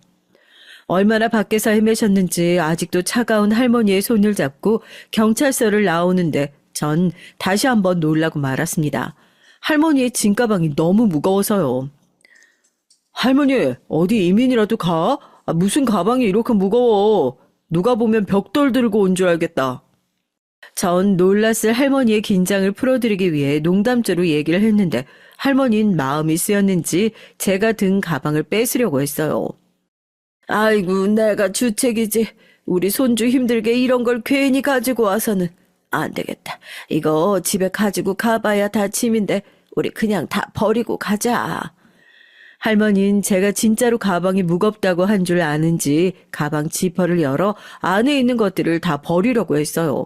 전 놀라서 할머니에게 손을 잡고 농담한 거라고 했습니다. 그리고 차 가지고 와서 무거워도 된다고요. 그런데도 할머니는 자꾸만 가방 안에 짐을 버리겠다고 우겼습니다. 그 순간 할머니의 짐가방을 열었는데 전 순간 눈물이 울컥했어요. 글쎄 가방 안엔 온통 제 아들과 아내에게 줄 선물뿐이었습니다. 백일떡을 잔뜩 해서 하나하나 포장한 박스와 출산한 아내를 위한 녹용을 상자째 가방에 넣어왔더라고요. 그걸 보는데 전 아내에게 더 화가 났습니다. 이 정도로 본인을 걱정하고 생각해서 온 할머니를 어떻게 그렇게 매몰차게 쫓아낼 수가 있는 건지 도무지 이해해 보려고 해도 이해할 수가 없었죠. 전 그 순간 오만 가지 생각이 들었어요. 진심으로 아내한테 정이 뚝 떨어졌습니다. 저희 아버지가 돌아가실 때 아내가 했던 말이나 행동도 아직도 마음에 남아있는데 할머니에게까지 이러는 모습을 보니까 제가 과연 아내와 살 수 있을까 싶더라고요. 그리고 할머니를 모시고 집에 들어가자마자 전 아내와 이혼하기로 굳게 마음먹었습니다. 글쎄 제가 음식도 준비해두고 이불도 준비하라고 했는데 아무것도 하지 않고 온 집에 불을 다 끄고 자고 있더라고요. 심지어 안방 문까지 잠그고요. 전 이제 화도 나질 않았습니다. 기가 막혀서 오히려 웃음이 났죠. 전 애써 할머니께서 걱정하실까봐 아내가 애를 재우고 있는 것 같다고 시간도 늦었으니 증손준 내일 보고 먼저 좀 주무시라고 했어요. 전 작은 방에 할머니를 재워드리고 비상열쇠를 꺼내 안방 문을 열었습니다. 그리고 아내를 흔들어 깨웠죠. 전 태어나서 그날처럼 화가 났던 순간이 없어요. 정말 마음 같아선 아내도 짐짝처럼 들어서 문 밖으로 내쫓고 싶었습니다. 너도 똑같이 당해보라고요. 하지만 전 아내와 다른 사람이었어요. 전 제대로 된 가정교육을 받고 자란 사람이에요. 그렇게 막무가내로 무식한 여자와 똑같이 행동할 수는 없었죠. 일어나. 나랑 얘기 좀 해. 전 최대한 이성을 놓지 않고 아내와 대화하려고 노력했습니다. 차분히 서로 얘기를 나눠보고 아내가 저에게 잘못했다고 다시는 그러지 않겠다고 인정하면 저도 용서해 주려고 했어요. 그런데 아내는 끝까지 제 한계를 시험했습니다. 자리에서 벌떡 일어난 아내는 저에게 자는 사람 왜 깨우냐면서 화를 냈어요. 당신 아까 내가 전화해서 했던 말 잊었어? 내가 할머니 모시고 오겠다고 했잖아. 근데 어떻게 아무 준비도 안 해놓고 들어가서 잘 수가 있어? 난 할머니 집에 오는 거 싫다고 했잖아. 내가 시어머니도 아니고 왜 시할머니 시중까지 들어야 돼? 내일 아침 밝자마자 바로 부산으로 내려가시라 그래. 당신 정말 해도 해도 너무한다.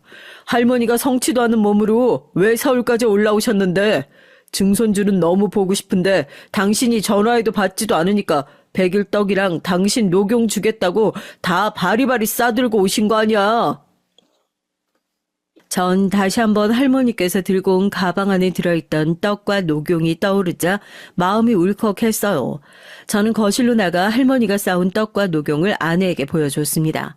이 무거운 걸 할머니께서 5시간을 걸려 서울까지 가지고 온 거라고요. 그런데 아내는 전혀 제 뜻을 이해하지 못했어요. 떡이랑 녹용이 뭐라고? 이딴 걸 주겠다고 다 늙은 노인네가 왜 괜히 서울까지 올라와서 집안에 분란을 만들어. 지겨워 정말.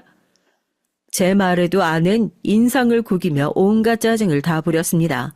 그 모습을 보는데 순간 전 간신히 붙들고 있었던 이성의 끈이 끊어지고 말았죠. 그리고 아버지께서 돌아가시기 직전에 제게 했던 말이 순간 떠올랐습니다.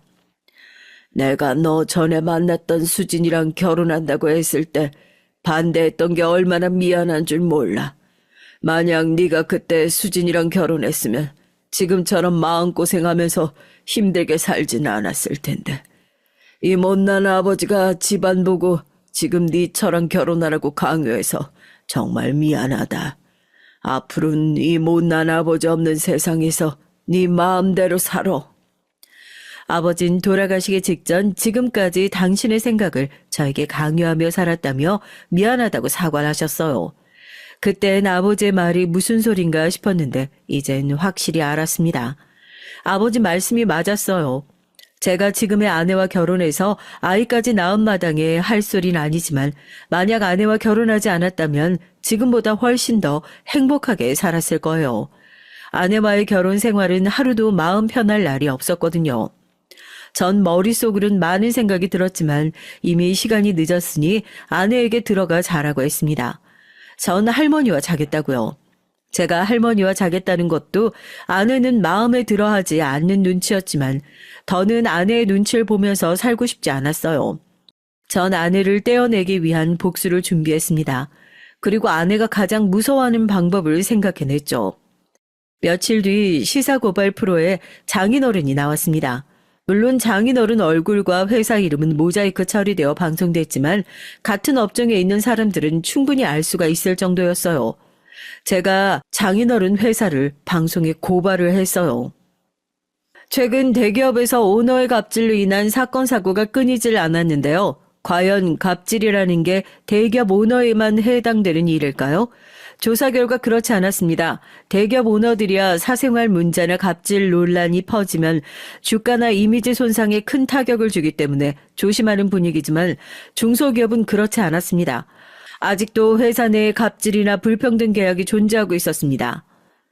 전 방송에 제보할 때 장인어른의 회사를 꼭 중소기업이라고 명시해달라고 했어요. 장인어른이 운영하시는 회사가 결코 작은 구멍가게는 아니지만 그렇다고 대기업도 아니에요. 제가 근무하는 회사와 규모가 크게 차이나지 않았습니다. 오히려 업계에선 제가 근무하는 회사가 더 위상이 높아요. 그런데도 장인어른은 제가 다니는 회사는 본인이 모르는 분야이면서도 항상 제가 다니는 회사를 무시하면서 깎아내렸죠. 그리고 평소 제가 장인어른을 모시면서 알게 된 회사 내에 문제들이 있었거든요.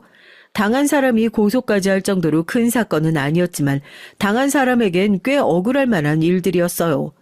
아내나 장인어른은 부끄러운 줄도 모르고 그런 얘기를 저에게 하고는 했습니다. 이래서 사람들은 열심히 공부해서 좋은 직장 다녀야 하는 거라니까. 자기네들이 다 능력이 없으니까 이런 억울한 일이나 당하는 거 아니야? 난 머리 나빠서 코딱지만한 회사 다니면서 자기 회사는 육아휴직가 없다고 징징거리는 애들이 제일 싫더라. 그렇게 지들도 공부 좀 해서 진작 대기업까지. 반면 전 장인어른과 아내의 얘기를 들을 때마다 속이 답답하고 제가 다 그 사람들한테 미안했어요. 그래서 며칠 전부터 장인어른에게 사람을 붙여 영상을 찍게 해 고발할 증거를 확보했습니다. 장인어른네 회사는 다른 중소기업보다 계약직 수가 많아요. 더군다나 계약직까지도 인턴 기간을 줘서 3개월이나 부려먹고 중간에 자르는 경우도 허다했습니다. 더군다나 5년 넘게 다닌 직원을 임신했다는 이유만으로 계약직으로 전환해서 스스로 회사를 그만두게 한 사람도 있었어요. 그리고 장인어른이 본인의 지위를 이용해서 거래처나 직원들에게 갑질을 한 내용은 셀 수도 없이 많았고요. 그 내용을 아주 일목요연하게 정리해서 전 방송국에 제보했습니다. 제 생각대로 방송의 여파는 컸어요. 20분 간신히 나온 방송 이후 방송이 나온 내용을 알고도 본인이 피해자라며 장인어른 회사에서 당한 불이익을 고발하는 댓글이 방송국 홈페이지에 빗발쳤어요. 그래서 장인어른네 회사 고발 내용을 후속 방송까지 내보내겠다고 방송국에서 홍보를 했습니다. 그날 이후 아내와 장인어른은 난리가 났어요. 도대체 누가 이런 제보를 했는지 알아내느라 정신이 없었죠. 전 그 사이 아내와의 이혼을 준비했습니다. 그리고 때가 됐죠. 장인어른께서 운영하는 회사의 물건들이 모두 다 보이콧을 당하고 순식간에 반품량이 쏟아졌어요. 장인어른네 회사의 매출은 반토막이 났습니다.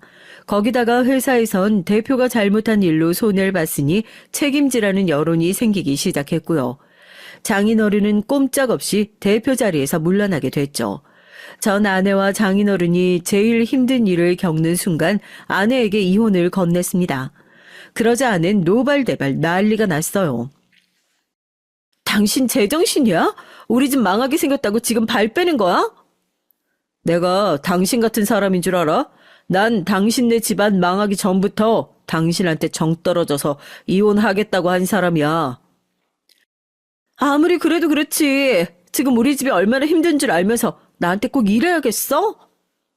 아내는 자기가 요즘 너무 힘들다면서 이러지 말라고 울먹였어요.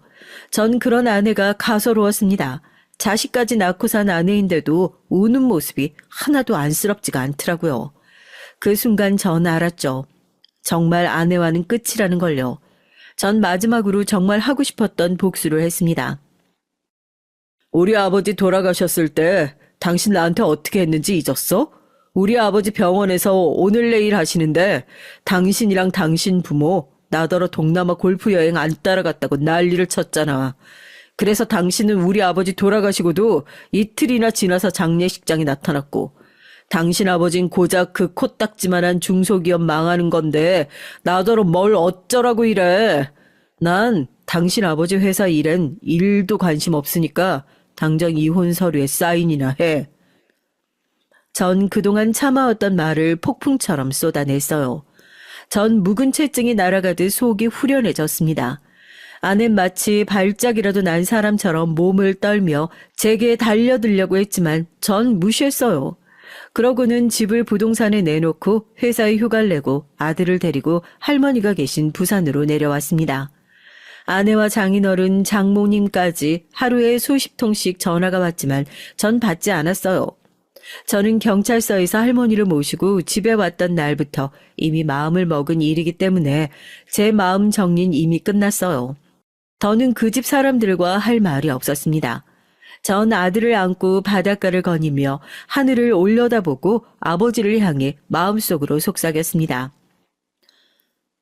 아버지, 원망은 절대 안 하니까 걱정하지 마세요. 아버지 덕분에 아버지를 꼭 닮은 아들이 제게도 생겼으니까요. 할머니는 걱정하지 마세요. 제가 잘 모실게요. 전 아직 부산에 있어요. 아직 서울에 집도 팔리지 않았고 이혼도 소송 중이거든요. 아내가 본인은 이혼하지 않겠다고 버티고 있습니다. 하지만 전 이미 마음을 정했기 때문에 당분간 부산에 있을 생각이에요. 제가 아내를 아는데 자존심이 강한 사람이 이혼하고 싶다는 절 끝까지 잡을 리 없습니다. 분명 자기가 먼저 더러워서 이혼해준다 하며 합의 이혼할 거예요. 장인이나 장모도 마찬가지고요.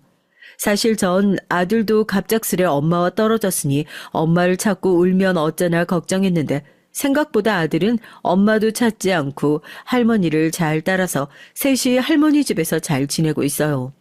매일 아침에 눈만 뜨면 눈앞에 바다가 있으니 저도 가슴이 뻥 뚫리고 좋더라고요. 고모와 할머니는 서울의 집도 정리되고 이혼도 정리되면 차라리 부산에 내려오라고 하세요.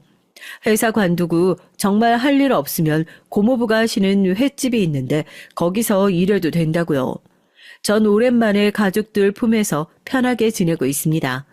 앞으로 제가 어떻게 어디서 살게 될진 저도 모르겠지만 한 가지 확실한 건 하루라도 빨리 서울에 집이 팔려서 아내와 재산 분할이 끝나고 서류상으로도 깨끗하게 이혼남이 되는 거예요. 이혼 확정되는 순간 전 하늘을 날 듯 몸이 가벼워질 것 같아요. 앞으로 아내가 얼마나 더 버틸진 모르겠지만 전 끝까지 할 겁니다. 꼭 이혼할 거예요. 제 얘기 끝까지 들어주셔서 감사합니다. 저와 아들 두 남자의 앞날을 응원하는 댓글 많이 부탁드릴게요. 여러분에겐 항상 기분 좋은 일만 가득하시길 바랄게요.